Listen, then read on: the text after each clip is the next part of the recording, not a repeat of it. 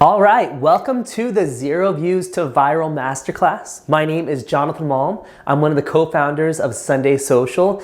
Me and my business partner, Joe Cavazos, we started this about 6 years ago, and we just want to help churches be effective on social media, whether that's through images, now through Reels and TikTok. We want to help your church succeed. You know, one of the things we love about Reels and TikTok is it seems that they're kind of these great equalizers for social media. I remember when I started on TikTok, I had about 20 followers. I posted about 10 videos. My 10th video, for some reason, went viral. I got 3.5 million views. It was only my 10th video. I only had 20 followers, yet I was able to reach 3.5 million views with a simple 7-minute video.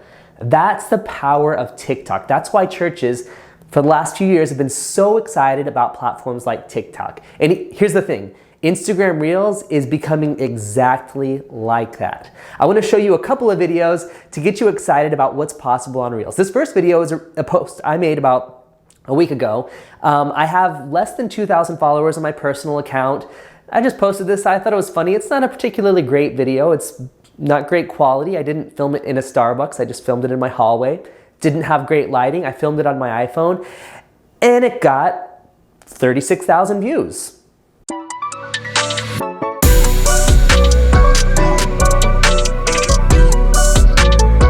Now look at this video from Life Church. They have 500,000 followers.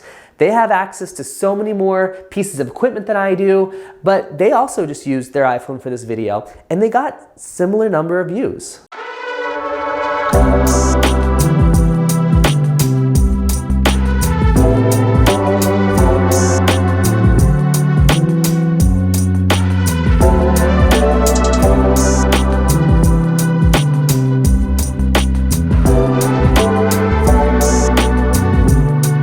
And that's why we're so excited about that.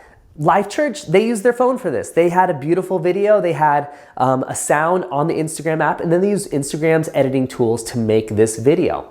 You could do this for your church. And the cool thing is that my video with less than 2,000 followers got the same amount of views as this video with 500,000 followers. It's the great equalizer. Churches that are small can have just as much effect as churches that are massive. And we're excited for your church to be able to get involved with this. So, here we go. We're going to get started with our first session. Our first session is from Brianna Zananiri. She was the first person Joe and I hired whenever we started Sunday Social. She worked for my church, and I just saw what she was able to do with such a small church being so effective on social media. We were about 600 people at the time, and the quality of content that was coming out from her leadership was just phenomenal. So I believe you have a lot to learn from her. She's going to talk about best practices for short form video. Enjoy this. Long are the days of just posting a beautiful image to get engagement on Instagram. These days, if you want to reach more accounts, increase in your engagement, and possibly go viral, then you're going to have to start using Reels. Since Sunday Social began using Reels, I think it was in the beginning of last year, we've seen such a huge increase in our insights, and we've even had a few videos go viral. In fact, May of this year, our account actually reached 1.2 million people. And out of that 1.2, a million of those came from Reels. So they definitely work. But just like any new features and social media updates, you want to make sure that you have a strategy that is not only going to help you post consistently, but is going to help you post correctly. I don't know if you know this, but there is actually a correct way and an incorrect way to post Reels on the app. Instagram has straight up come out and said, okay, these are a list of to-dos if you want your Reels to reach their maximum potential. And then these are some not to-dos if you don't want your Reels to get favored. So with the information that the app is putting out, and with my experience of trial and error with posting for Sunday Social, I want to help you and your team knock it out of the park when it comes to posting Reels. In this session, I'm going to teach some best practices for you and your team to implement to start creating these short form videos. And just a side note, in this session, I am going to be referring a whole lot to Reels and to the Instagram app, but the same principles can be applied to TikTok as well. When it comes to creating these short form videos that are attention getting and effective, I have a few suggestions and then some technical tips. And so let's go ahead and get into those big ideas first, and then we'll go ahead and get into the nit and gritty. Before you start shooting your reel, make sure that you plan out what you're going to do in the video. Sometimes jumping right into it can cause it to take way longer than it actually needs to be. At least I have found that true in my case. Once I find an audio that I really love, I'll think about the hook that I want, and then I'll begin writing everything out. So if there's any text that I need, or there's any script that I need for a voiceover, or maybe it's multiple scenes, I will literally map out every single thing that I need to do within that reel, for that reel. That way, when it comes to shooting, I'm following this guide and it doesn't take as long as it needs to. And it doesn't have to be actually anything elaborate. Honestly, I just pull up my notes app on my phone and I just jot down all of those ideas before I begin filming. All right, so the next thing you want to do is you want to batch your content. Choose a day out of the week to film all of your church reels. Just like with any other social media posts that you have, you want to designate a few hours out of a day, or maybe take a whole day and shoot these videos, because it's not only going to help you and the team stay consistent, but again, it's going to save you and your team some time. And so every month for Sunday Social, I write down which days out of the month I want to post a reel, and then I'll add a category next to it that I want to hit on those days that I'm sharing. And so those categories for me, it could be an app update that Instagram put out. It can be a social media tip. Maybe it's some church humor that is going to land with people. And then I'll choose a day out of a week to film those. Batch filming my reels has really given me the time to think about what I'm going to share, not only in the reel itself, but in the caption. And I say that because, one of my main goals is I want to hook people with the reel, and then I want to educate in the caption. And so sometimes I'll film reels where, the reel will just speak for itself, but majority of the time I'm trying to add some sort of value for our audience that, they can take away something and implement themselves. And so I do understand that batching content doesn't really apply when there is a trend you want to jump on. Trends come and go, and so if you don't get in on them right away, then you've pretty much missed the bus. And so in that case, go ahead and just make content on the fly for that. But majority of the time, if you know for certain there are certain things you're going to be sharing that month, go ahead and, batch all of those reels. That way, when it does come time to film something on the fly, you have enough capacity to do that because you've already taken care of the other posts. The next thing you want to do is you want to make sure that you have a really captivating hook. The way you start your reels really matters. It's kind of crazy, but people will decide in the first 3 seconds whether or not they're going to keep watching your reel or if they're going to scroll past it. And so the most effective videos are ones that are able to grab viewers' attention right away. Some examples of captivating hooks could be something you say, a transition, special effect, facial expression, image, or text. Whatever you choose to do, just make sure it catches your audience right away. The next thing you want to do is you want to jump on a trend. And so I actually dive deeper into this topic in another session, but one of the best ways to increase your chances of having an effective video and having high engagement is to jump on a trend. And so are there particular songs or audio clips that are just blowing up on your feed? The best way to know if it's a trending sound is to look at the name of the audio, and if the arrow is pointing up, then that means that it's a hot track right now that you definitely want to use, so your video is exposed to more people. And so if there is a hot track people are using on their reels and it's a good fit for your church, tap on that sound and scroll through the list of videos that people are creating with it, and then make it work for your church. Lastly, make the reel your own. No matter what trend your team decides to hop on or trending audio clip you all decide to use, just make sure that it is your own. And what I mean by that is create a video that, one, reflects the culture of your church, but two, is going to resonate with your congregation. You know, trends are really great, but if it's not going to land with your church members, then it might be a flop. And so if you just repeat what everyone else is doing, your audience might be less likely to engage with the video. Now let's go ahead and get into the technical best practices to use for your videos. All right, so you want to make sure that you are shooting your clips vertically. Much like Instagram stories, Reels were created to take up all of the real estate on your phone screen. So when you shoot clips for a Reel, you want to make sure that they are 9:16 ratio or they are 1080 by 1920. Filming directly in the app will actually help and eliminate that issue of accidentally filming horizontally. And so that doesn't mean that you have to film every single reel that you guys do on your phone. Sometimes I know it does make more sense to throw footage in Premiere or another third party, especially if your team is trying to achieve, a certain a certain clip to line up with the transition or with the beat. But whatever you do, just make sure that you are shooting vertically. Next is you want to watch out for text placement. So when you are adding text to your reel, make sure that the text is visible for your church members to read, especially if it's important and you don't want them to miss it. When you add text within the app, Instagram will show you where the text cuts off or collides with their text. Use a trending audio for your church's reels. You don't have to do this every single time, but again, if you would like for your video to get in front of more people, have more exposure, and the possibility of it getting a lot of engagement and going viral, then you want to use a trending audio. Take a look at this reel we posted on Sunday Social.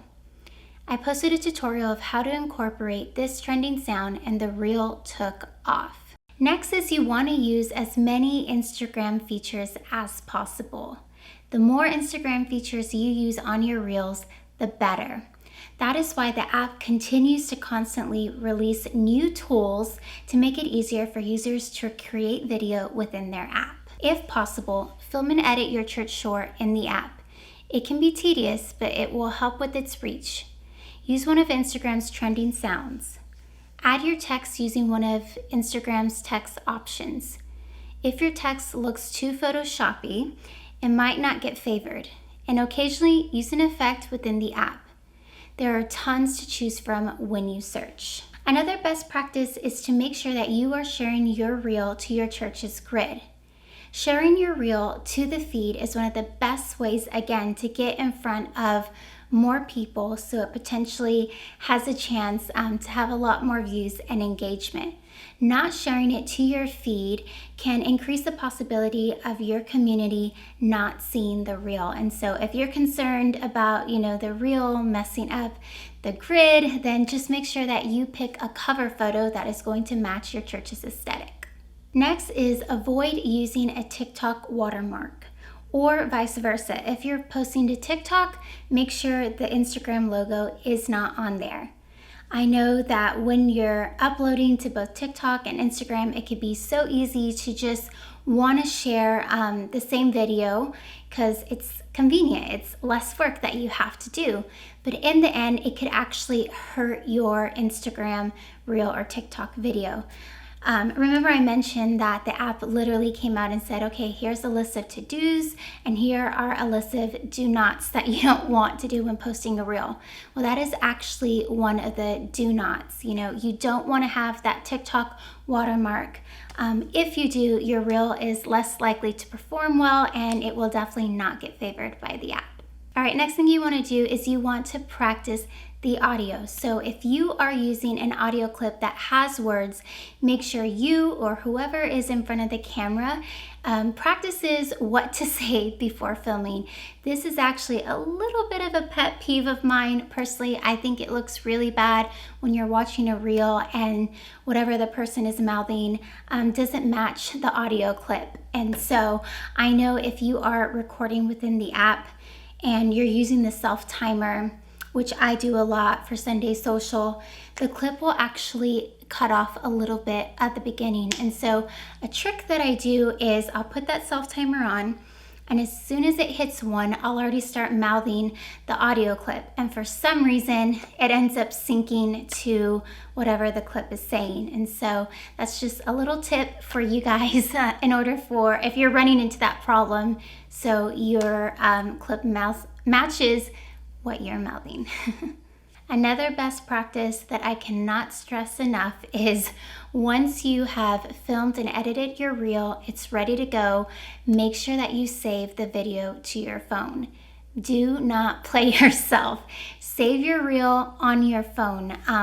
This has happened to me multiple times where I just totally forget to save the reel and then it gets deleted from my drafts. And so I know that when you do save the reel to your phone, the audio clip won't be there. It will save without sound. But if you have that sound saved on your Instagram app, then just go ahead and re-upload it and add that sound back to it. I hope you and your team found this session helpful. I look forward to seeing all the reels that you and your team make for your church.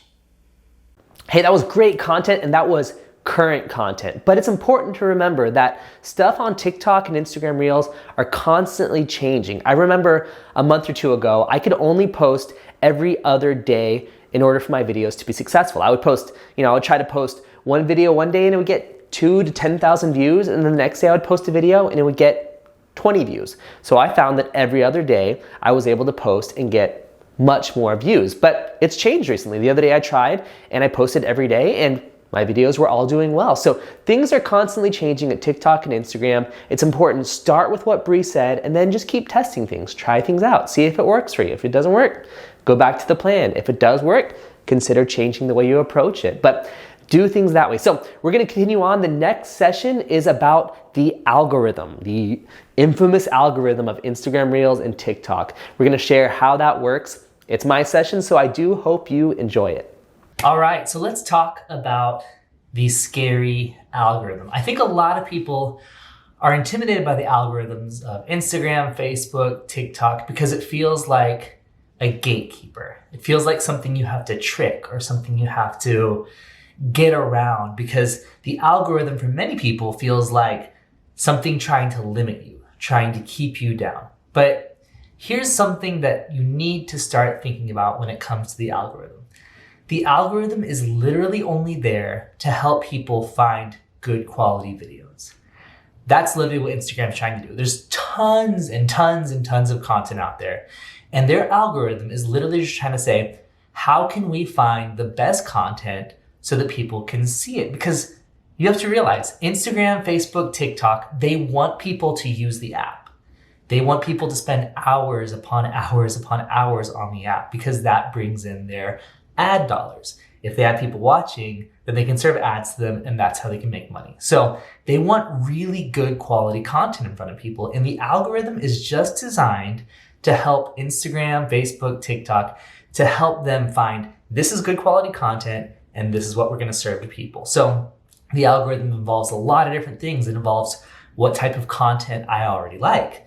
If I love content about cars or about coffee or about cooking, Instagram is going to try to analyze content and say, ooh, other people who like cars seem to like this content. So Jonathan's going to love this content. Or coffee, Jonathan's going to love this coffee content. They want to analyze what the content is, the person who's going to see it, and they want to serve that to them. So when you stop thinking of the algorithm as your enemy, you can start realizing, okay, it's actually trying to help me know, hey, this content that I made was good quality. It got a lot of views. Instagram thinks this is good quality. I should probably start making more of this content. Or man, Instagram's algorithm, Facebook's algorithm, TikTok's algorithm, it didn't seem to like this content. So maybe I should spend less time devoted to this type of content and more to other types of content. So how do the algorithms work? Now, Instagram has not released data on their algorithm. They're trying to keep it close to the vest. So we don't really know from them how the algorithm works. But here's what we can discover is that Instagram is trying to beat TikTok. They're literally trying to beat TikTok at its own game. So we do know information about TikTok's algorithm. And based on what we've seen with how Instagram Reels works, it largely functions the same as TikTok's algorithm. TikTok has released information on their algorithm. So Instagram is emulating that. Again, because TikTok is really good at finding videos that people are going to like and serving it to them. And there's a really elegant device that TikTok uses for their algorithm, and we can learn from Instagram about that. So how do they do it? So you post a video, and then immediately TikTok, not immediately, sometimes it takes hours, sometimes it takes a while, but TikTok is going to put that video out to 30, 300, 3,000 random strangers. Now, how does TikTok decide how many people it's going to send it out to? Often it's based on your previous videos. If it's your first video, they're going to try to give you the benefit of the doubt and boost it out to a lot more people. So that's where you'll get like 3,000 views for your first video and then maybe 30 views for your next videos. But they're going to see, okay, based on how your previous content has done, how your account has done, how many likes you have, how many followers you have, it's going to decide how many that initial group of people it's going to boost it out to. So it says, okay, let's put it out to these 30 to 3,000 people and let's see how it performs. They want to see how many people like it. They want to see the percentage of the video that has been watched. They want to see how many people have commented on it, how many people have shared it, how many people have, looked at the comments or looked at the caption or clicked on the sound because they're curious about the sound. They just want to see what people are doing, how people are engaging with it. Again, you have to remember, their goal is for you to watch a lot. So if it's keeping your attention, TikTok, Instagram, they say, ooh, this must be a good quality content. We should pay attention to this content. So they tested in that first 30 to 3,000 group. And then if it performs well, then they boost it out to a larger group. They tested in that group. If it performs well again, they boost it out to an even larger group. And that's how they keep going until they realize, wow, this is amazing content. People love it. Now, that first group, often they'll try to base it based on your previous niche that you approach. So let's say, again, you post car content. TikTok and Instagram, they want to reward you for posting content within a specific niche. They want a certain type of comedy, or they want to see dances from you, or they want to see cooking from you. Whatever that niche, they want to know who you are. They want to know, okay, people can always expect this type of content from you because that makes it easier for the algorithm. So if you've posted a bunch of car content before and then suddenly you post content about coffee, it might not perform as well because they're going to boost that out to people who love cars and might not necessarily like coffee. So you're going to get weird results. You're going to get bad results where maybe you get, 10,000, 100,000 views on every video. And then suddenly this one, like, whoa, what happened there? It's because you went outside your niche, and TikTok and Instagram, they don't know how to serve that to the right people. So if you want to change your niche, if you want to change what type of videos you're making, it might take a while for TikTok and Instagram to realize, oh, this is just different. This is different content. But anyway, so based on that, they send it to 30 to 3,000. So like if I post about coffee frequently, they're going to send to coffee people. And if those coffee people love the video, they're going to spread it more. Now, TikTok, what I found is kind of a good ratio that kind of helps me know if a video is doing well on TikTok is I generally look for 1 like for every 10 views. So if 10 people view the video, 1 like, that means, okay, people seem to be liking this. Now, on TikTok, Gen Z or whoever the audience of TikTok is, they tend to be pretty generous with their likes. On Instagram, not so much. So on Instagram, I look for maybe 1 like for every 40 views.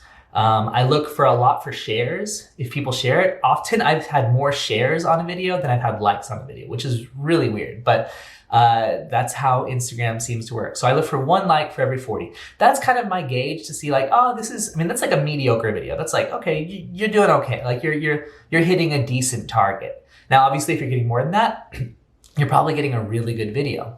So that's how you do it. It just goes from one to another to another. Now, something to know about Instagram is what they'll do is they'll send it out to, 3,000 people initially. If it's a mediocre video, they tend to try to cap you at 10,000. So most of your videos, if they're good quality, but they're not like, whoa, they're not amazing, you'll probably get 2,000, 4,000. One of my accounts, which has only 270 followers, I think, I generally get between 1,000 to 3,000 views on every video. That's just what I get. That means that none of my followers are seeing it, or very few. And it's largely people who don't know me. So I'm building from scratch. I'm reaching people who don't know me, and I'm trying to hit a specific niche. Now on Church Stage Identity, where I have 19,000 followers, my videos tend to get between 4,000 to 5,000 views on each video. Again, kind of mediocre videos. And then what happens is, let's say this video, it takes about a day to get to 5,000 views. For some reason on my Church Stage Identities account, it takes a long time.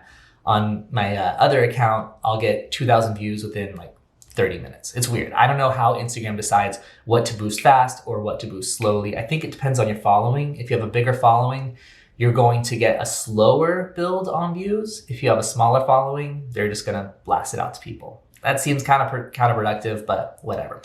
So what happens is I get those 4,000, 5,000, 6,000 views. Now, if Instagram starts saying, this is still going, like people are still liking this, it seems to be doing really well, then maybe it'll get to 10,000.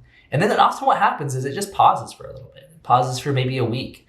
And then, really cool, it'll start boosting it out again. This happens on TikTok too, where maybe you'll get 20,000 views on a video and then just silence. And then a week to a month later, suddenly it'll boost it again. And you'll maybe get 100,000, maybe 200,000.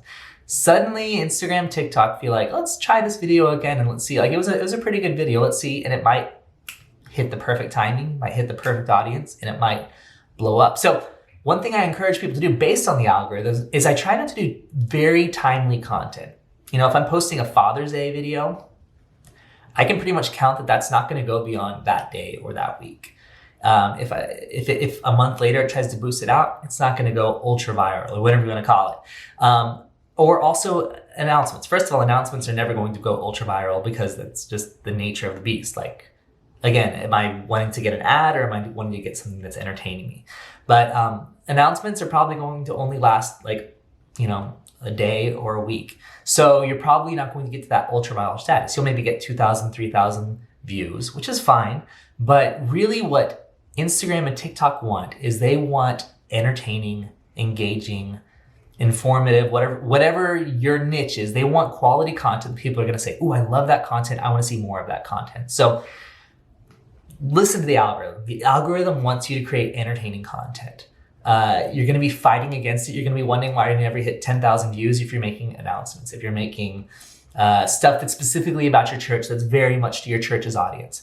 Because TikTok, Instagram Reels, they want to reach new people. They want to be an entertainment medium, and they want you to make that content. So the algorithm is going to benefit you if you're making that type of content. So that's in general how the algorithm works. I hope that helps you. I know there's not a lot of answers, but I think that gives you a guideline for how to understand if a video is going to do well or if it's going to perform poorly. All right, and the next session we're going to do is about Instagram Reels and TikTok trends. Now, that's another one from Brianna, but before we start, I just wanted to show you a few videos from churches that I loved that jumped on some of those trends. I hope you enjoy.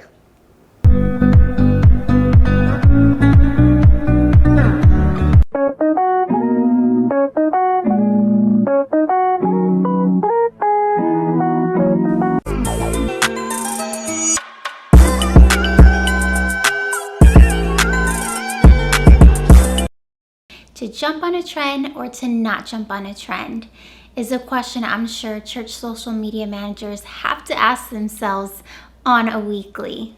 Each week we are presented with a new trend on Reels or TikTok that everyone and their mothers are getting in on, but should your church do it too? In this session, we are going to talk about what trends are, how to find trends, the benefits of participating in trends, and how to decide if this trend is right for your church. So what are trends? It's content that is heating up on everyone's feed. If you're scrolling through the app, it's most likely a trend if you've seen it posted multiple times. Here are some examples of some trends from the past. Think of things. Come on, brain. Think of things. Come on, brain. Be so smart. I mean, I Crazy. feel fine. I just cry myself to sleep every night. Yeah, that's totally normal.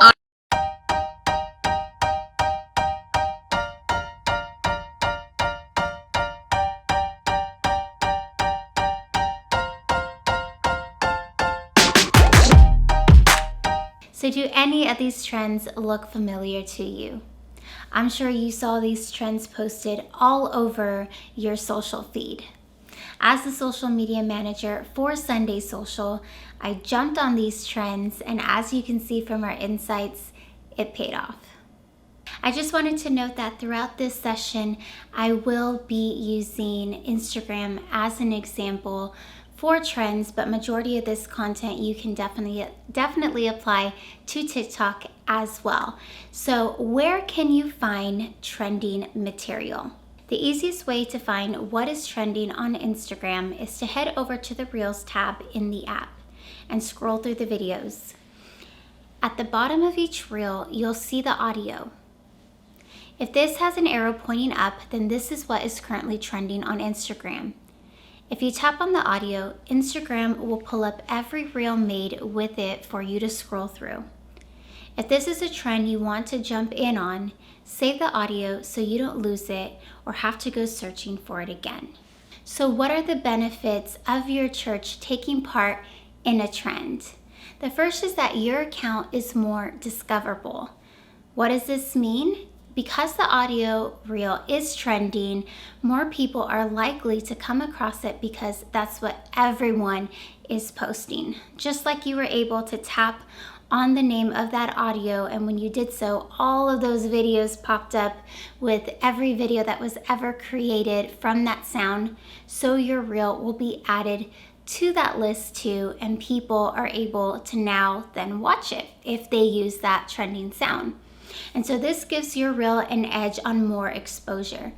It actually does not matter how many followers your church account has. Your reel has the opportunity to go viral if people connect with it. Which brings me to my next point. Your reel is likely to get more engagement because people are familiar with the trend.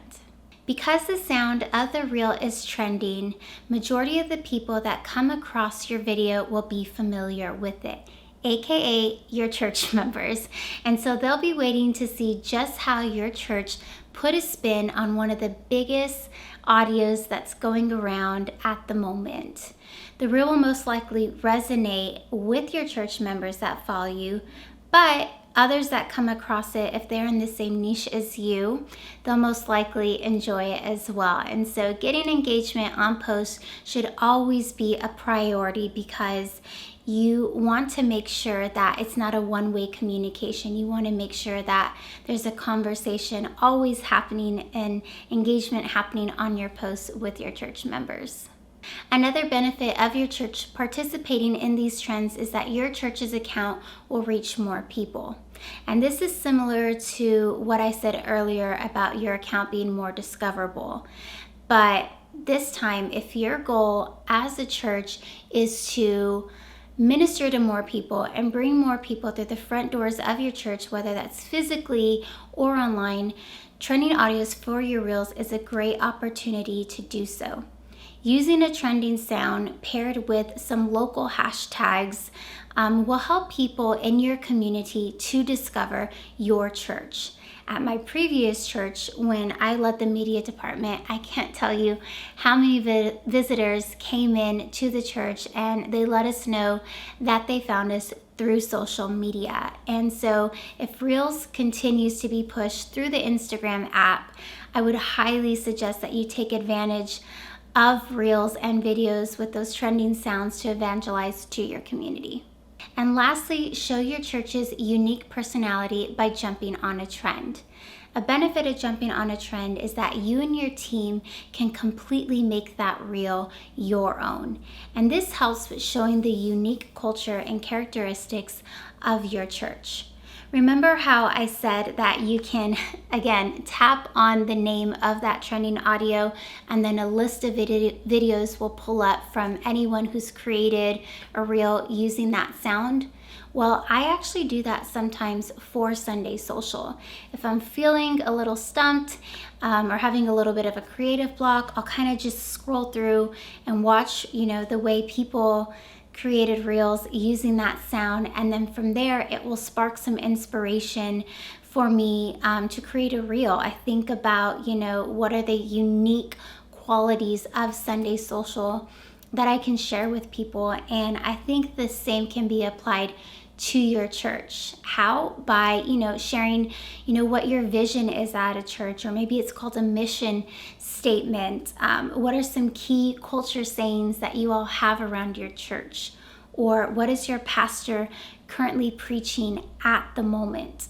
Every church is unique for what God has graced them with, so be sure to showcase that through jumping on a trend.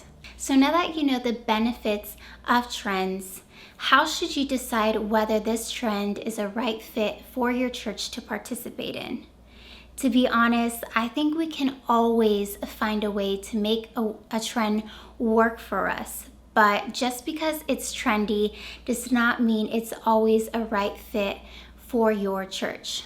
Our society is always changing and going through different phases that we don't want to conform to.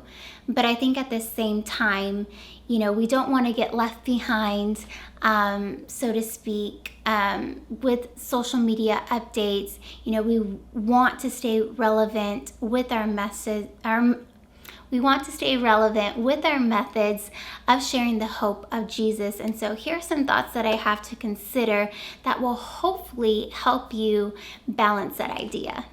So the first question you and your team can ask yourselves is, does this trend have a major disconnect from Christianity?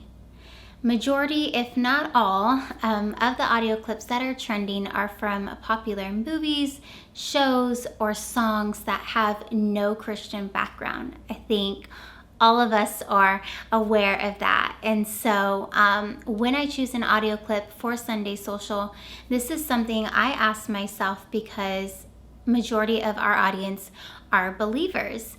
And I think 99% of the time, I think there was only once where people have got offended with the clip, not actually what the context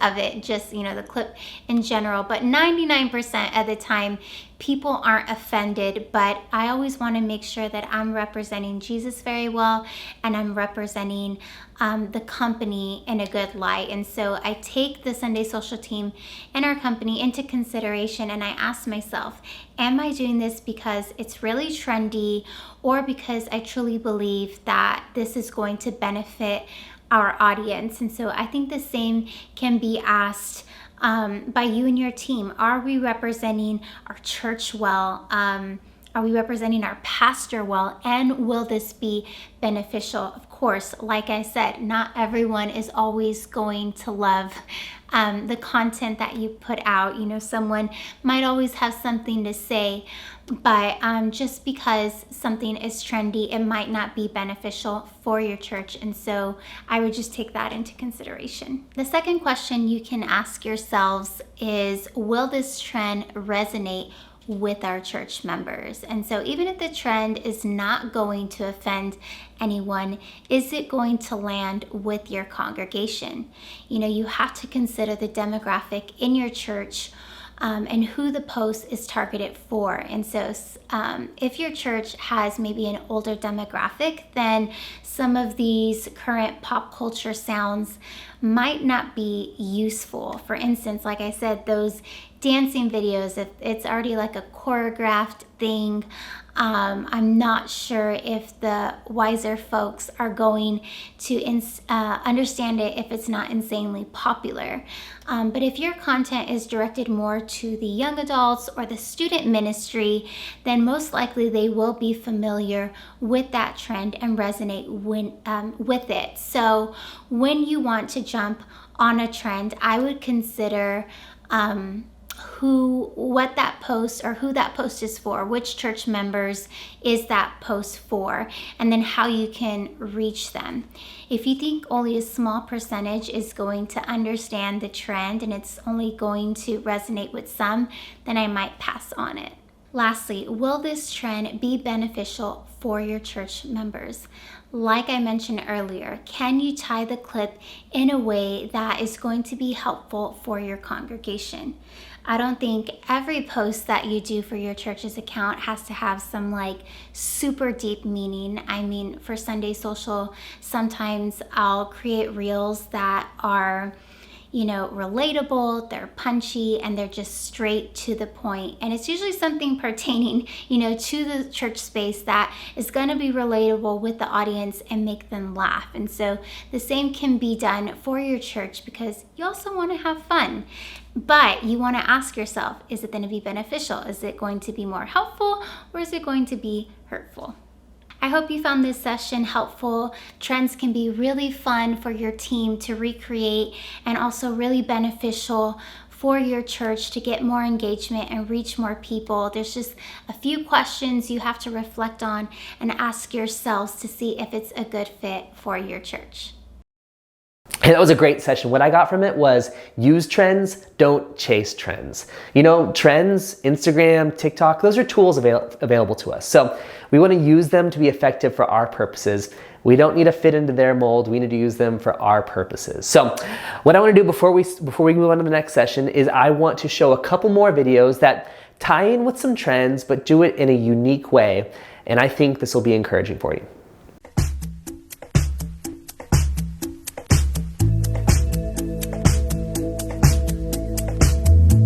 What I love about that video is it was a trend, but it was also very encouraging, so it was very unique. Now, what about this one from Pearl Street Church?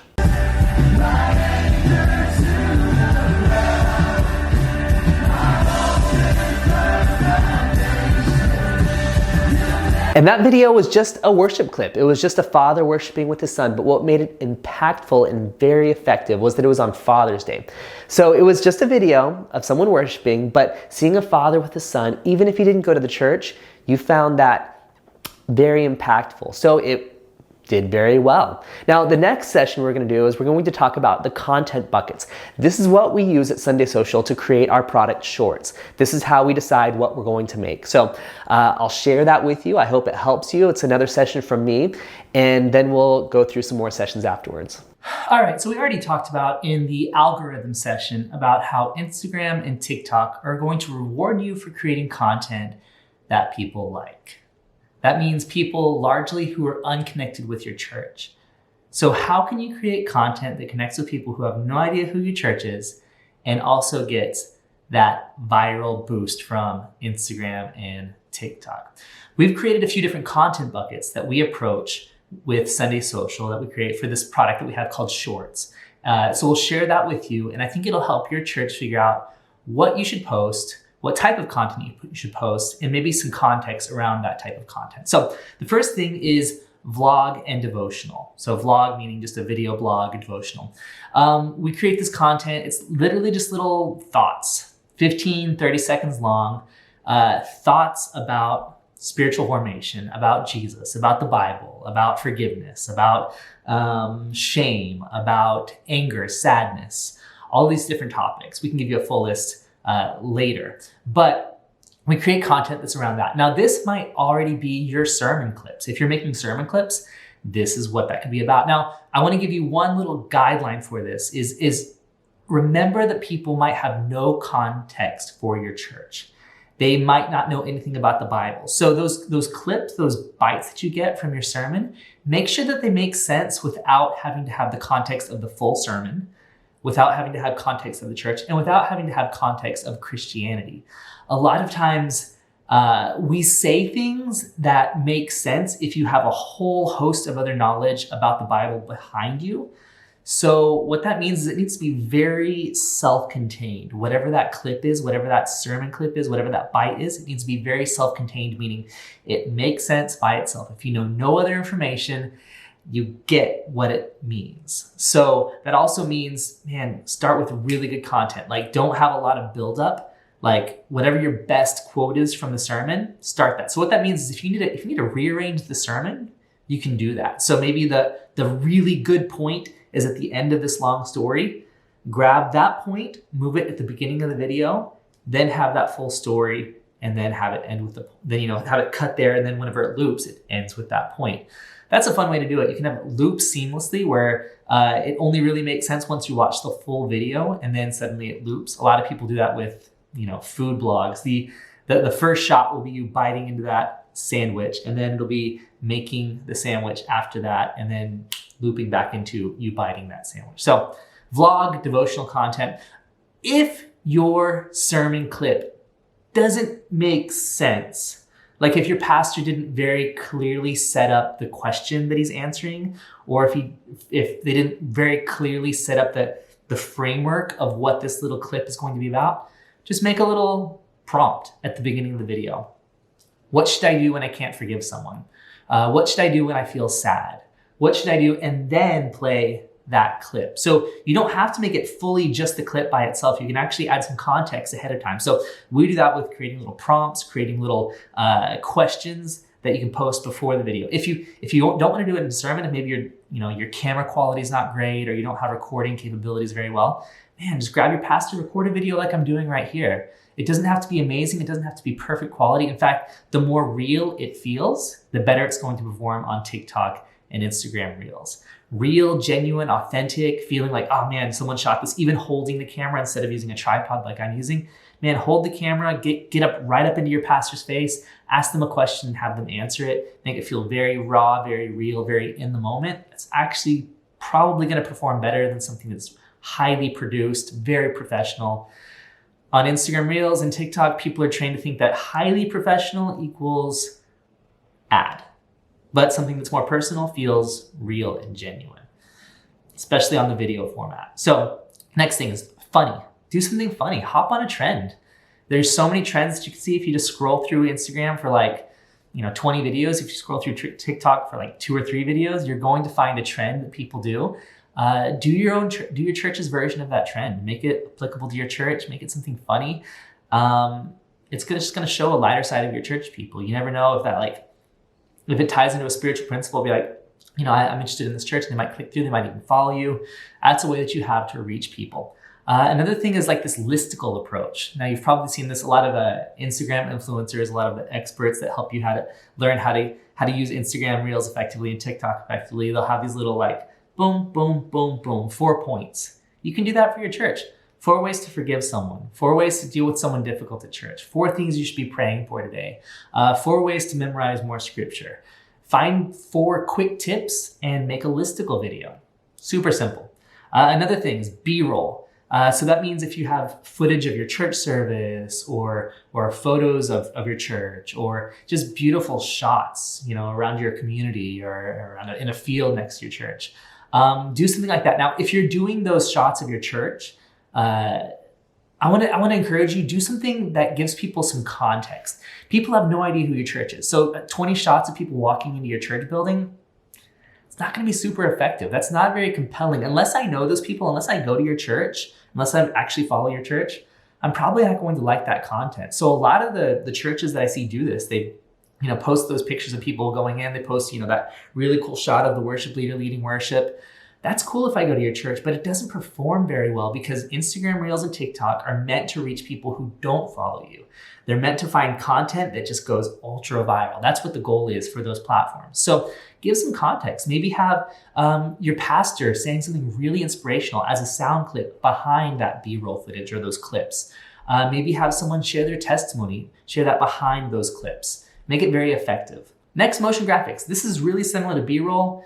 Just have it something that works, with some text on top of it, or with, that voiceover content with it.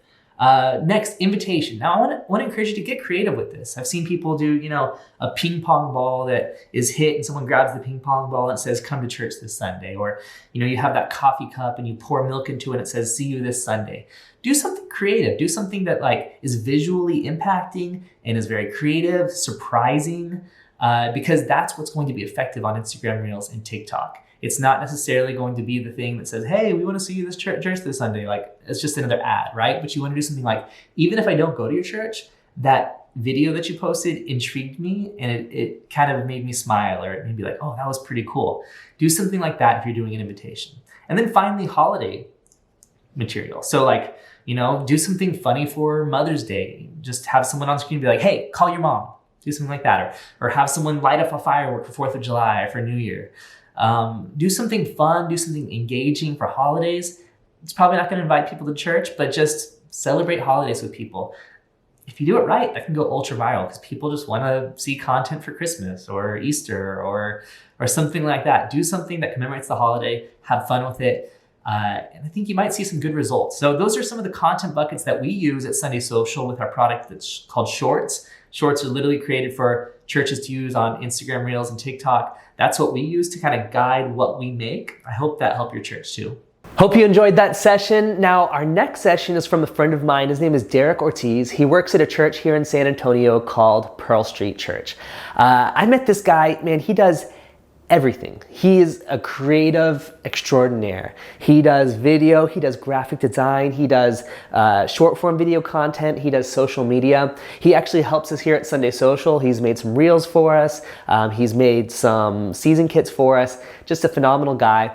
He's the one who actually got me started on TikTok. He posted a video and got, like 7 million views on it. And I was like, wow, I could do that. So that's what actually started me on TikTok. He's had some huge success on social media, and I think he has a lot to say to help your church. Now, his session is going to be about good lighting, how to get good lighting for short form video. So enjoy.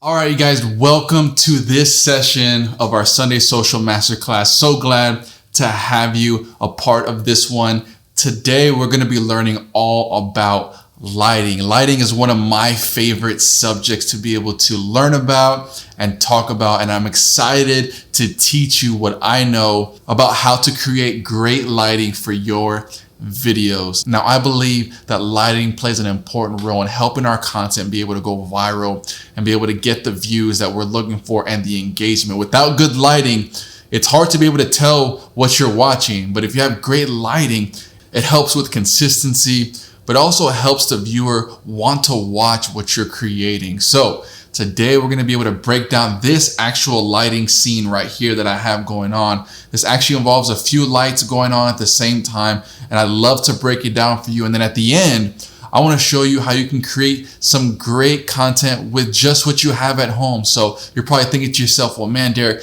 I don't have any lights. I don't have any professional studio gear or anything like that. That is totally fine. Trust me, I have been there and I understand you. So I'm going to show you some low cost effective ways that you can go home and be able to have great lighting with you at all times, wherever you are. All right, so let's get into it and let's go. All right, so today we're going to be learning about 3-point lighting. If you watch any movies or shows, this is the setup that all lighting is kind of built off of, and then you can expand or decrease as you wish. But this is it, all right? And then at the end, I'm gonna show you a bonus light that you can add for a little bit of flavor to be able to add a little bit of sauce, you know what I'm saying? A little bit of sauce to your lighting, okay? So let's start from the beginning. I'm gonna turn off all the lights and we'll start from there, all right? So let's do it. So this is what it looks like with 0 lights. All the lights are off. I'm in my living room right now, and this is what it looks like. All you can see is the light that's coming in from the outside, all right? The first light that we want to talk about is called the key light. Okay, so let me go ahead and turn that on and you'll see what is happening. Boom, here is the key light. Now, why is the key light called the key light? Well, it's because it's the key that unlocks all of life's mysteries. I'm just kidding. No. It's not. This is the main light that you're going to be working with. So technically, if you wanted to, and a lot of scenes have done this, is you can just use this light and you would be good, right? In my opinion, this doesn't look bad. Like, this actually looks pretty good. Now, I will say, the context of what you're creating is going to depend on the type of lighting that you are going for, right? Personally, I love cinematic lighting, more moodier stuff, darker stuff. However, I know that a lot of people watching love the brighter stuff, the more flatter look, depending on where you're at and what you're going for. That's going to depend on the lighting that you are. So again, you can add or take away to any of the lights that we talk about here today, but this is the key light. This is like the king of all lights. Without this light, it's going to be very hard to get a good setup going. So this is your main source of light. And I have it right here. This light is at a 45-degree angle off to the side of the camera. Okay, it's right out frame. So look, check how close it is to the frame. If I bring it in just a little bit, you can see it right here at the edge of the frame, but it's literally right outside, so you cannot see it. I'll put it right there, and boom, there is our key light. Okay, so I would say that this right here is doing about 80% of the work for us. So we definitely want to have a good solid key light to be able to work with. All right, so the second light that we're going to work with here, if you notice right here on this side of my face, okay, I have a lot of shadows going on because I've shot this light right here on my face. Now I have shadows because there's nothing on this side. Well, the second light that we're going to be able to add to our scene is called the fill light. All right, so let me go and turn that on here. All right, and here is the fill light. Now, why is it called the fill light? Well, it's kind of self-explanatory, right? It's called the fill light because it fills in the shadows that I have going on. Now, right now, I don't have it that bright because, again, I like the more moodier cinematic look.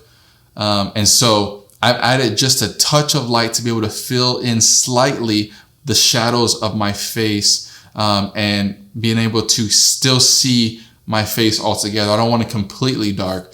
However, I do want some of my shadows to get filled in. So the fill light, you want it on the opposite side of your key light at a 45-degree angle.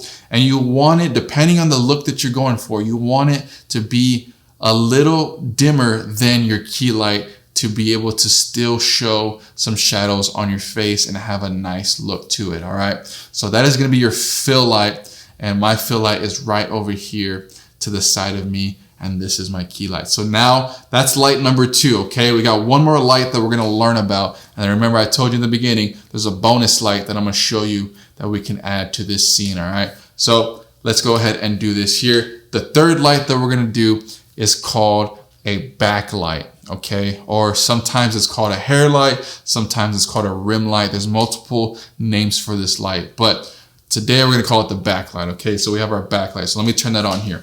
All right, just turn on the backlight. Now, what does a backlight do? Well, if you notice, I have the backlight right behind me over here, okay? And if you can see, there's like an orange light kind of on the back of me that's creating a rim, which is why it's called a rim light as well. Creating a rim around the outside of my shoulder, maybe some of it's on my neck, right? But what does that do? It helps the subject pop out, okay? It helps the subject get separated from the background. You don't want the subject just to blend in because it's the main thing that people are focusing on. So the last thing you want is for the viewer to get lost in what you're filming. You want them to be able to focus on the exact thing that you want them to focus on.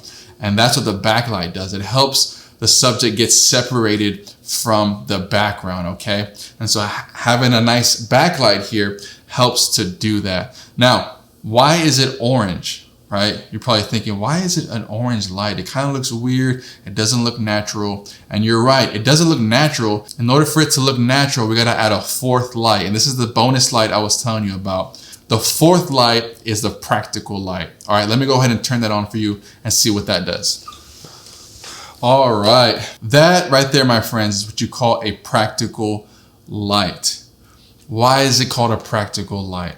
Well, because it feels like it's supposed to be part of the scene. And what that does for me right there, that lamp behind me, is the motivator for my backlight. So if you didn't know that I had a backlight already, you would have thought that the light that's casting on my shoulder and on my back, you would have thought that light was coming from the lamp.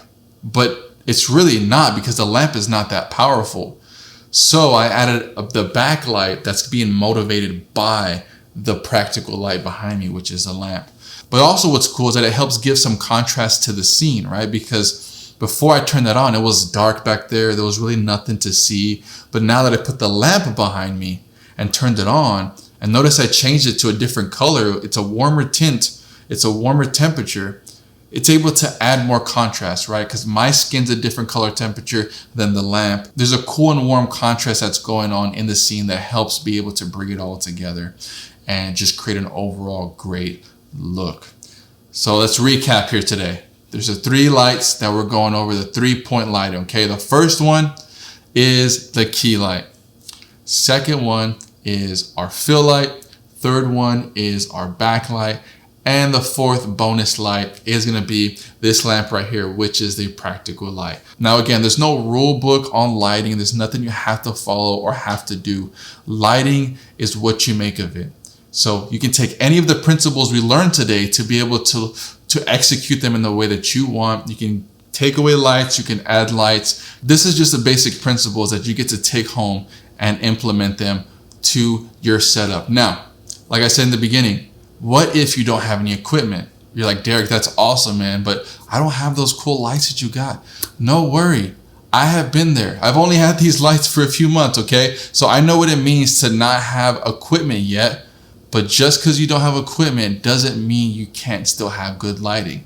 The beauty about us being here on earth is we have this cool thing on the outside called the sun, which is a great light source that we get to use to be able to light up our scene and still have great content, all right? So I'm gonna show you right now what it would look like if I just use the sun to be able to light us up and see what that looks like, all right? So go ahead, I'm gonna skip to the next scene and I'm gonna show you this. All right, now this is what it would look like if you just use the sun as your main source of light. So in this case, the sun is acting as our key light, and I still have the cool lamp behind me as a practical, which I would assume you guys have lamps at home that you can put in the back that would help assist and make the shot more interesting.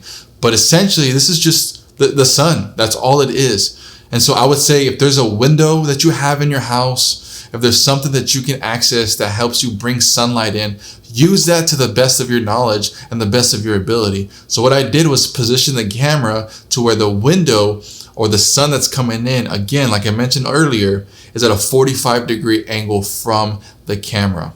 Now, you don't have to do it that way. You can essentially have the camera right in front of the window to where the sun is literally lighting up your entire face and has a nice flat look to you.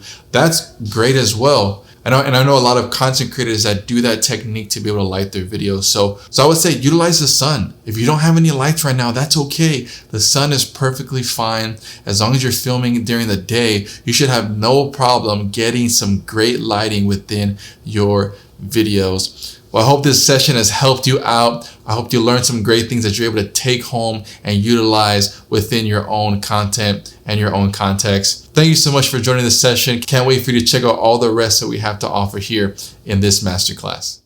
All right. Now, my next session is the final session that I'm going to be doing. The next are from Bree and from Derek. But my session is about how to get attention. Attention is the key element on Instagram Reels and TikTok. So I'm going to show you some of the ways that we make videos that get attention. But before we do, I want to show you some attention-getting videos that I think your church can learn from. The first one is from Elevation Church. I know they seem like the massive church with everything available to them, but I think it's something that you could do at your church. Check this out. Joseph did not wait until he was in a position of influence to begin to serve God with integrity. His integrity led to his influence. It wasn't a byproduct of the influence. It wasn't when others were watching him that he started working hard. Everything God wants to do next in your life is connected to what he is calling you to do now.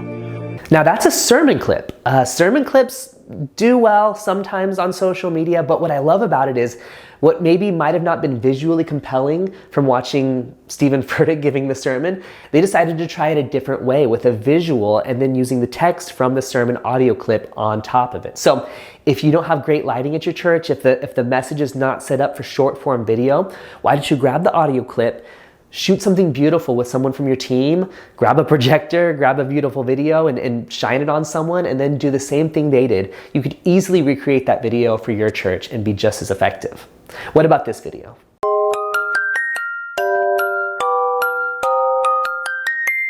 Now the thing is, photos and short clips from your Sunday morning service, they tend not to be super effective because people who don't follow your church, they have no context for your church. So they don't care about people walking in. But I love this because they did it in a creative, beautiful way.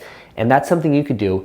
Don't just do the normal shots, but do something a little bit different, something that grabs attention, something that's beautiful. We'll talk about this more in this next session about attention. So here's the crazy thing about TikTok and Instagram Reels. You have 1 to 3 seconds to grab people's attention, and make them decide whether or not they're going to stick around and watch a video. Again, remember from the algorithm, TikTok and Instagram Reels, they want to see how long you're watching the video. So if people scroll off immediately from your video, that means they're not liking it, they're not commenting it, they're not sharing it, and their view percentage is really low. So it's going to penalize your video if people are clicking off of it. That's why attention is so important when it comes to the videos you make. How are you going to grab people's attention from the beginning to make them decide they want to watch the full video? On TikTok, you have about 1 second. They've decided probably even within less than a second whether or not they're going to scroll on. That's the nature of TikTok. People are trained to just scroll until they find something that they want. They're not going to waste their time on a video that they think is not going to work for them. Instagram, you have 2 to 3 seconds, although that number is decreasing as Instagram users are getting more savvy on Instagram Reels, how to watch them. So how do you get people's attention? Now, Instagram still is largely a beauty medium. That means Instagram is very visual, if you see something beautiful, if you see something like a dog that you like, babies, kids, nature, those are all beautiful things that grab our attention, or attractive people, for instance. So if that's on your screen immediately, it's gonna grab your attention. Oh, that cute dog. Oh, that attractive person. Oh, that beautiful shot of nature. That's gonna grab your attention immediately. So those are some ways, beauty are some ways to get people's attention from the beginning. There's also another thing where you can do kind of a what is that element. One of my favorite, he's a counselor on TikTok, and one of the things he does really well is the person who films his videos, they focus on some weird statue or a cool part of a fountain or something that you're like, what is that? Like you always, it kind of grabs your attention because you're curious what it is. And then they focus on the counselor, they ask him a question and he answers. It's really quick paced, but they grab my attention from the beginning, and then they ask a question that, oh, I'm curious about that. They ask something about like, hey, can children be narcissists? And I've never thought that question before in my life, but suddenly it has my attention. I'm curious, can children be narcissists? I'm not sure. I would like to hear what this counselor has to say about that. So they grab my attention from the beginning. Also something that you recognize. This is where trends work so well. If I've seen this sound, like that sound that I hear, like, oh, I've seen videos about this. These always make me laugh. I'm going to watch it. That's why trends are so powerful. If you use trending sounds that people recognize, then they're much more likely to give you attention because they think, this is probably going to pay off. I've seen this before. I would like to see how this person does this uniquely. Now, that means you shouldn't just copy what you've seen 1,000 people do before, because as soon as they see it's the exact same thing they've already seen, they're going to scroll on. But if you have a unique take on a trend, try it out. You're going to get people's attention because they recognize the trend and they do it. This is why TikTok dances are so powerful, because you hear the music, oh, I know what's coming. Then you can analyze, are they doing a good job at it? Are they doing something unique with it? It grabs your attention immediately because you know what to expect, and then you can watch from there. Another thing is, this is what's really common on TikTok, on Instagram, is just setting up the camera. There's something very interesting about looking like someone just grabbed their camera, hit record, and then backed away from it. So you kind of get the jostling of the camera and then they back away. It grabs your attention from the beginning, especially if it's set up with a trending sound. This is why so many people do it. A lot of times people still use the countdown timer, but they still make it seem like they set up their camera at the last minute. Second of all, transitions. Whenever you're facing this way, the camera's going this way, then you cut halfway through there, then the camera's going this way. Doing cool transitions, that's just ways to keep people's attention going through it. This is where cuts are powerful, moving cameras are powerful, something that keeps it from the static monotony that makes you want to keep on scrolling. So what are some mistakes people make? The first mistake I see a lot of churches do is they introduce themselves. The pastor says, hello, I'm Pastor so-and-so at Crossroads Church. Can I tell you, people are going to scroll away immediately from that? First of all, it kind of shows that you don't understand the medium. Throughout Instagram Reels, throughout TikTok, I don't know the majority of the people that I'm watching their videos. Like, I don't know them. I really only care who they are once I've decided that I care about the content that they create. So I don't really need to know who you are. And if you introduce yourself, you're wasting that 1 to 3 seconds on something that people don't care about. They're going to scroll on. It's not going to be effective. Another thing people do similarly is they just say hello. Hey, how's it going, guys? That's a full second that shows you don't understand the medium, which means it's probably going to either be an ad or just something not very good, and it just wastes time. So people are going to scroll on. Another thing I see the problem with is there's no context. So with churches, if you post a picture of someone walking up to your church, I don't know who your church is. I don't know who that person is. I don't know why I should care. Even if it's the most beautiful photo in the world, I probably don't care, to be honest. There's no context. What you need to do is you need to immediately relate your video to the person who's watching it. Is this about me? That's a pretty good rule for the internet in general. Is this post, is this video about me? If not, I'm probably going to scroll on. So make sure that you relate to people, give people context on why they should be watching. Next is not connecting with a felt need. So if you're a pastor giving a sermon clip and you haven't connected with a felt need, so you say, God is good. Unfortunately, if you're not a believer especially, okay, God is good. What does that mean? How does that apply to me? But instead, if you connect with a felt need that says, have you ever felt lonely?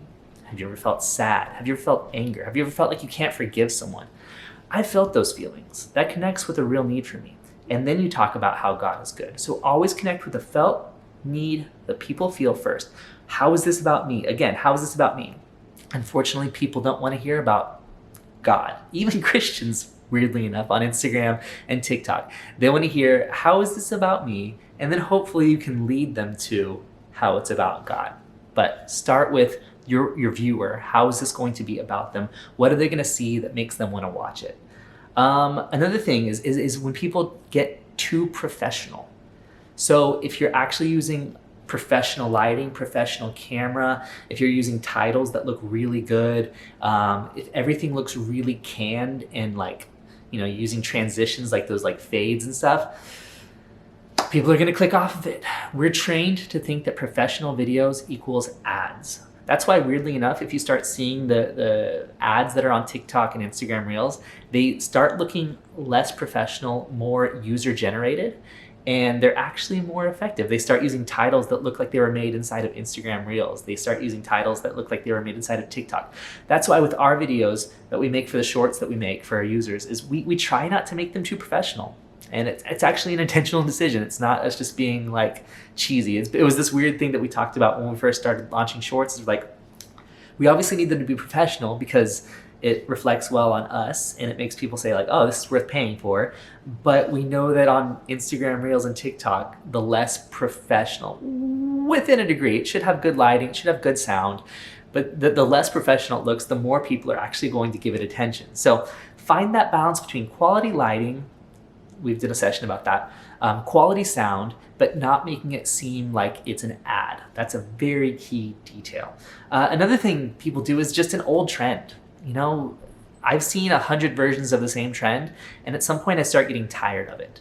And so if you're using old trends, there's a good chance people are, I'm over that trend, and they're going to scroll on. So be careful, be very intentional about using current trends, come up with your own take on it, and don't use old ones that people are they have content fatigue for. Next, another problem that I see, and this is usually with younger people who do this, is the room is too dark or you're not on the camera, not on screen. Another thing I see people do that are younger tend to be is they add a bunch of filters flower petals trickling down or those little crazy light things. It seems really fun and really cool. There are exceptions to this, but using those filters too much or those lenses too much will actually make your video seem like you don't understand the medium. Now, the exception to this is that crying face, that was really funny. There was that cumbia song with the wave where it kind of made you do this. There are certain trends that bypass that that don't use a filter thing. But for the most part, you want to be really careful with your filters that change the image too much. If it looks like you're kind of distracting something, like you're trying to hide something, people are just going to scroll on. So here's the thing. You got to get attention. You got to be intentional about it. I encourage you, analyze your video and say, if I didn't know this person, if I didn't know who this was who's making this video, would it grab my attention from the beginning? If you filmed a 15-second video, what if you start at 5 seconds in and just grab people's attention? A lot of times that first 2 to 3 seconds is filler content. You can cut. People want to get immediately to the meat. They want to know, this is for me, this is about me, this is relevant to me, I'm going to enjoy this. They want to know that from the first second. So be very intentional. use those little cut things, those little editing options inside Instagram Reels and TikTok to make it as tight as possible and grab people's attention from the beginning. Now, I tend to focus a lot on funny content. I love watching funny content. I love making funny content. But Bree is here with her next session about how to make educational content, which I think is something that's very powerful for your church. So enjoy this. When it comes to creating Reels and TikToks for your church account, the possibilities are endless. It can be hard to narrow down just what type of content you want to provide for your members. But one type of content that is sure to resonate with your audience is educational content. That is probably one of my favorite types of content to educate our Sunday Social audience. I love knowing that the video is not only going to be engaging, but it is going to provide value to anyone who watches it. And so in this session, we'll chat about how to create educational videos and ideas you can use for your church's account. So what is educational content? It's content that is going to provide value and application to your users. Now, don't let the word educate fool you into thinking that this type of content is boring. Trust me, there are plenty of ways that you can make this content really fun for your audience to the point where they probably won't even know that they're getting educated in the video. Businesses use this type of content to inform customers about their product. And so I believe that the same concept can be applied to the church. What is something that your team can teach your congregation through these videos on social media? So where do you begin to make educational content for your church members? The best place to start, in my opinion, is to have a meeting with your pastor or with your leader, whoever it is that you communicate to, report to, whoever your oversight is. I think that you should sit down and chat with them. And I say this because when I led my church's social media team, my pastor always welcomed the opportunity for me to sit down and chat with him about ideas I had for social media. I mean, I think he actually really enjoyed that I would bring him into the conversation of which direction I wanted to take the social media team in. And so I would say before you have this meeting with your pastor, with your leader, come to the meeting already having some ideas that you want to present to them. Remember, as a volunteer, as a leader, you want to make sure that you're bringing solutions, but then at the end, you also want to leave the conversation open to ask them, hey, what is something you would love to see posted on social media? And then who would be a great contact for that type of topic? So whether you're talking about like baptisms or communion or praying, which staff member should you go to, or can you be entrusted just to go ahead and create that type of content and come up with the context for it? And so I say all that because your pastor is the one who is directly hearing from the Lord. They know exactly what God is saying for them to preach and teach to your congregation. And so you want to make sure that you're honoring them by including them in the conversation. Let them know that this type of content is going to help your members grow throughout the week. So now that we've discussed just what educational content is and where to begin to create this content, I wanted to go over some technical tips that you and your team should include when you are filming these videos. So the first thing you want to do is you want to hook your church members right away. The first 3 seconds of that video really matter. So make sure that you put the climax first and then you explain everything else later. So begin with the most interesting element of that reel or TikTok. That way your audience will not scroll past it and miss anything that you are posting. And so you want to make sure that that visual or the audio or that text is super catchy in the beginning so they stop the scroll. So next is you want to make sure that you are using text in your videos. Text, I think, is probably one of the most essential things you need to have in your videos. And I say that because if you're like me, sometimes when I'm scrolling through Instagram, I don't have my sound on. And so if I come across a video and there's no captions, I'm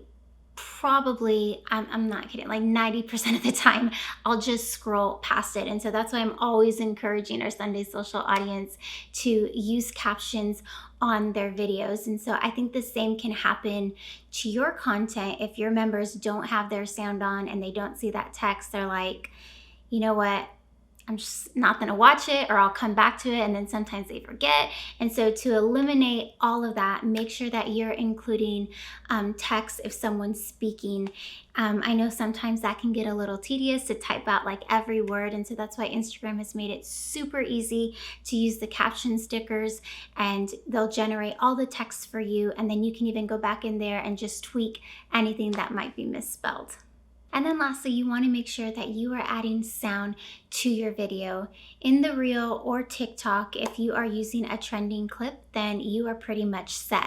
But if someone is speaking in your video, or it's footage of just a bunch of B-roll, then you want to make sure that you're adding some music to it.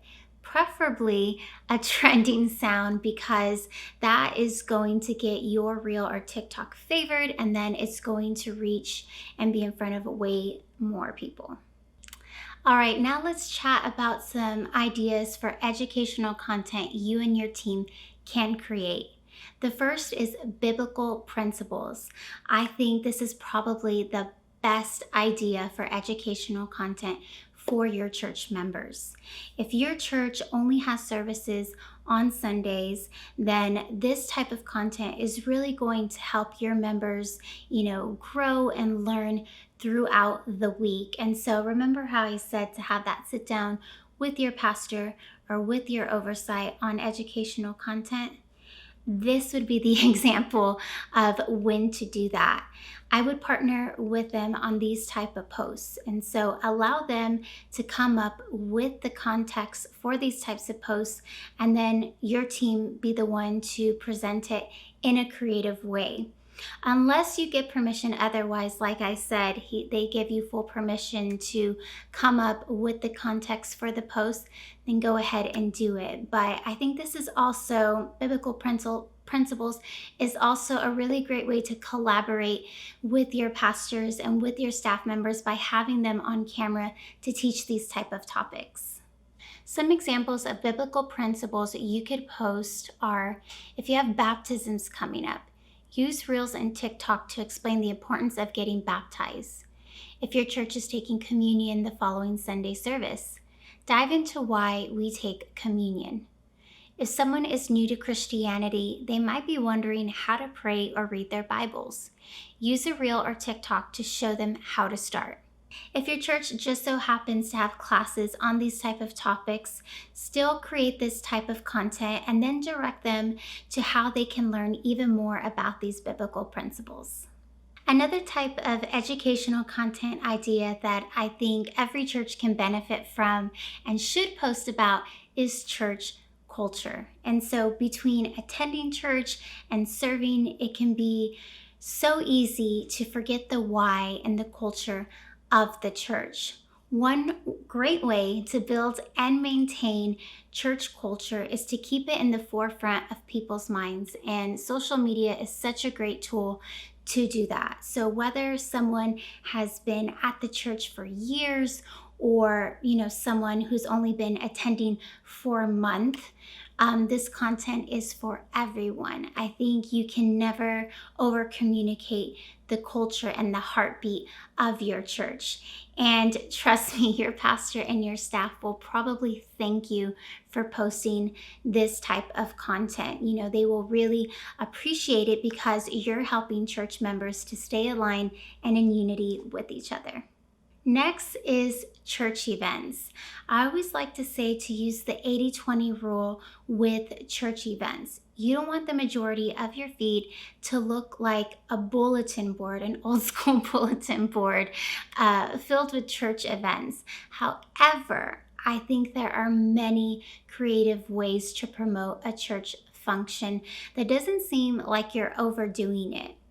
It's easy to throw up a graphic or an image just to get the information out there, but with video, you can make the content super engaging while still informing your members of what's happening around your church. For example, you know those dancing and pointing reels and TikToks that most people dread?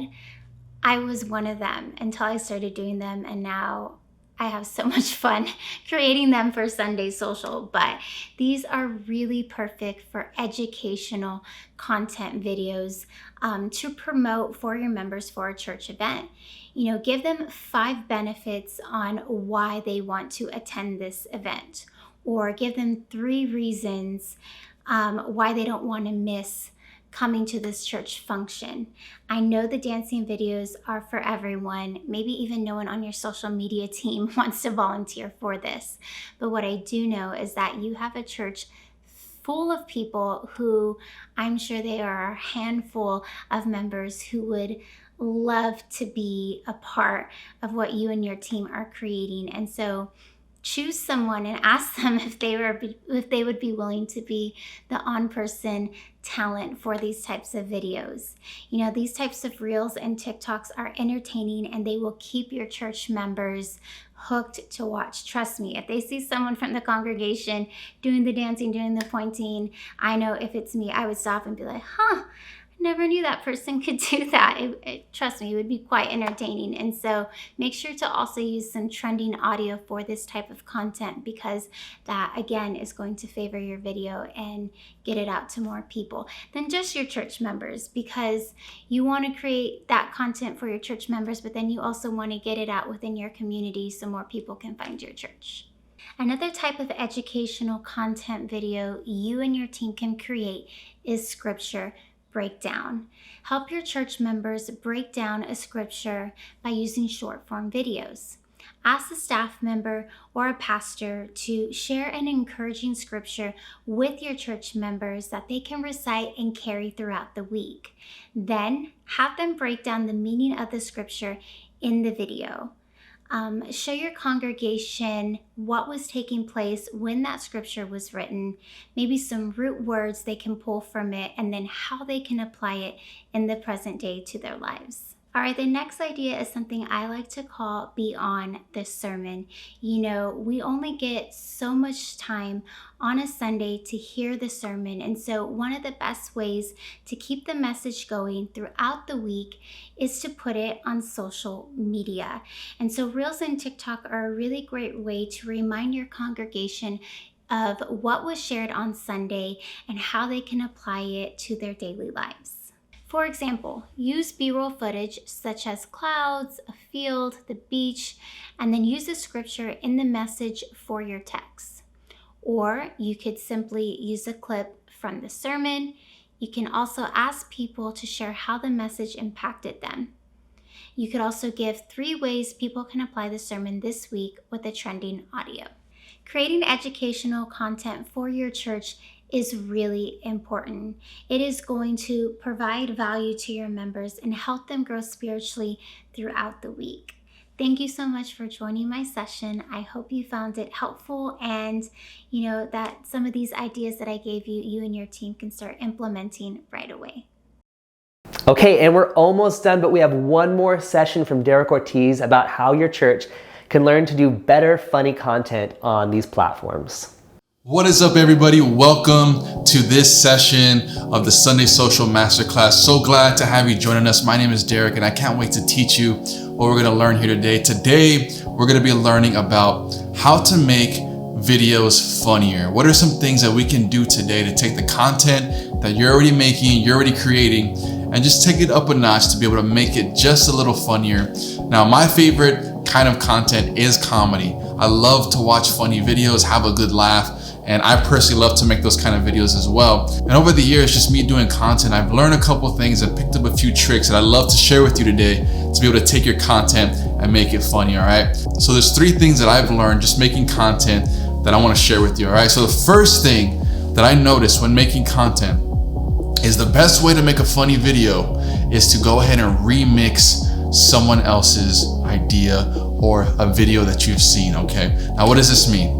Now, I don't mean taking someone else's idea and completely ripping it word for word, line for line, okay? A lot of the content you see is inspired by other people's content. You may see a video or a trend one week, then the next week you may see something different that's slightly the same as the last thing. And that's what I mean by remixing content, okay? For me, my most viral piece of content that I posted on TikTok was me remixing someone else's content. It wasn't just one person's video. I would see this type of video happening and I'm like, man, that's pretty funny. I like that idea. And then it got me to thinking, well, how can I take that and remix it to be able to showcase it in the context that I'm in? So that's exactly what I did. So I think for you today, what is it that you've seen or seeing, or maybe you've seen it a few years ago and you're like, man, I would love to take this, but flip it, remix it, and post it online for our church's content. There's so many things that you can do. Maybe there's a show you've seen, maybe there's a movie that you've seen, maybe there's just content that you're scouring the internet finding, and you're like, man, I would love to post this kind of content, but I don't know if it would work. Well, I would say just remix it. There's different churches all in this masterclass here today. So what is it that you can do today that you can remix it to be able to switch it up, change it up, make it your own, and be able to make it funny? So the first thing I would say is remixing your content to be able to make it funny. The second thing I would say is to make it relatable, okay? This is super important. Now, we've all been there. We watch things, right? We're watching online and we just start to laugh at the content that we watch because it's so relatable. It's like, dude, you literally are living my life right now. You're telling the story that I grew up, living. That's what we want to do. We want to be relatable. So just because it's something that you feel like, well, I don't know if anybody's going to relate to this. So I'll say this. Because it's happened to you, it's more than likely happened to someone else. So it's gonna be funny. So maybe, posting content that has to do with your team, or posting content that has to do in the area that you serve, or maybe the worship team, or the parking team, different things like that. I'm sure there's something you can come up with that's relatable for other people to know and understand and feel like, man, that is a funny piece of content. So being relatable is the second thing I think that would help you to be able to take your videos and make them that much more funnier. And number 3, the last thing that I've learned through this journey of creating content to make things funnier is being able to get a reaction out of your audience. Now, what do I mean by this? Now, if you watch comedy, specifically stand-up, this is known as a punchline. At the root of comedy, it is punchlines that get people to laugh. Now, what are punchlines? Essentially what it is somebody setting up a joke.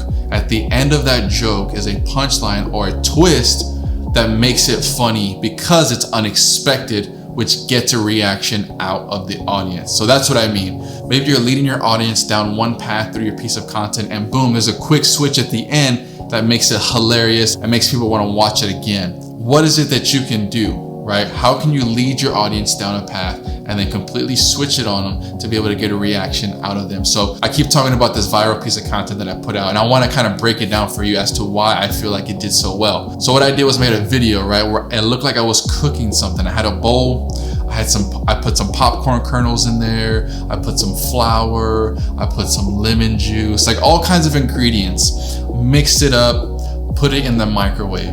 Now, in your mind, you're like, all right, man, what is this guy gonna do? What's gonna happen?